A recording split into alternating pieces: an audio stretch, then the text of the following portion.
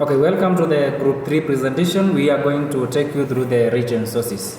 Number one, we need to understand the definition of the written sources. And this can be defined simply by saying this is the recorded information obtained from books, newspapers, magazines, and oral traditions, interview, and the observation. Written records are advantageous because they are easily used by people, majority of whom are literate. Of course, the written sources cannot be used by illiterate people because this one you must be able to read. Yeah, they are more accurate and reliable than the information from other sources. So if you come to compare the written sources with other types of the sources of information, you come to understand that it is more accurate, and it is still cheaper to come up with the written records than to get information by the use of other sources such as archaeology and linguistic. They store information in a relative permanent way, and they are easily translated in many languages for effective use. And again, in a world where African history often goes unreported, the written accounts of African history offer unique window into African history. That was a brief introduction of the written sources. Now we need to understand the importance of the written sources. Number one, we find that ancient manuscripts, you find that they are found in African universities. Go back to the 10th century, providing valuable information on African history. You find like most of the university, you are going to find these written sources where they are kept, and as we have said that it can be kept for a long period. Of course, the written sources will be preferred more. Another one is about the oral history to the written ones. Written sources have helped preserve important stories and tradition from African past which have been otherwise be lost to time. You see, like if we could now use the oral sources, you find that some information are lost as the time goes on. But if we came to the case of written sources, you find that information are kept for a long time. Another one is the artifact as the written sources. Ancient African sculptures, artifacts, and carving often come with the inscription which provide reliable information about ancient African societies. Again, another one is the unique stories from the past. This is mainly written sources which give a voice. You find like for particular stories, the voice is being given. Now let us look at the challenges in studying African history through the written sources. Number one, you find the colonial influence. The absence or the destruction of original and authentic sources due to colonialism make it difficult to study African history. Number two is the translation. Despairing written sources can involve translation from several different African languages into European languages. Number three, you find the shifting political boundaries. Political boundaries shift over a time, making it difficult to trace the origin of the written sources.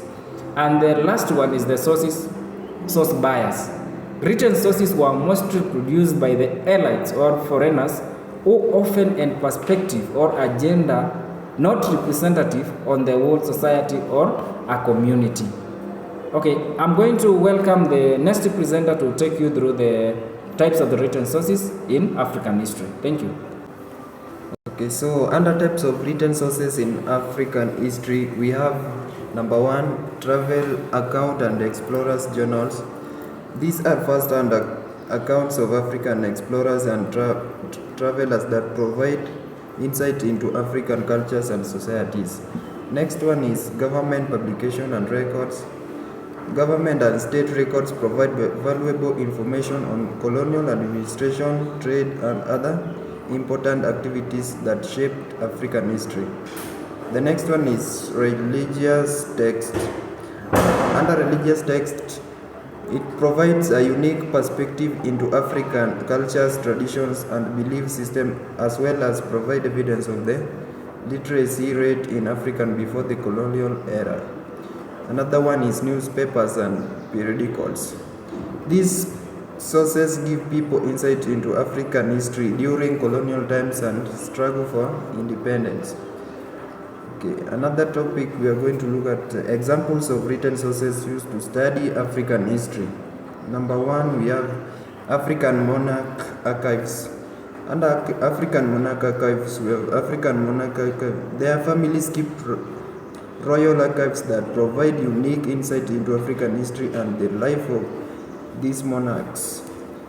The next one is slave narrative and biographies.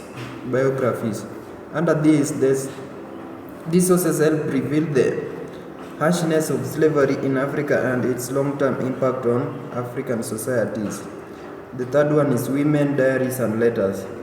Under this, women's journals and letters can provide unique insight into the daily lives of women and their involvement in the growth of African civilization. We are going to look at the methods of analyzing and interpreting written sources. Number one, we have critical reading. Under critical reading, readers must evaluate and interpret the text in order to fully understand the meaning of a written source. The next one is contextualization. This is understanding of historical context of a written source is a key to examining the perspective of the author and characters depicted in the text. The third one is comparative analysis. Under this is whereby we comparing other similar sources with the material at hand makes a clear picture of the events and circumstances reflected in our written sources.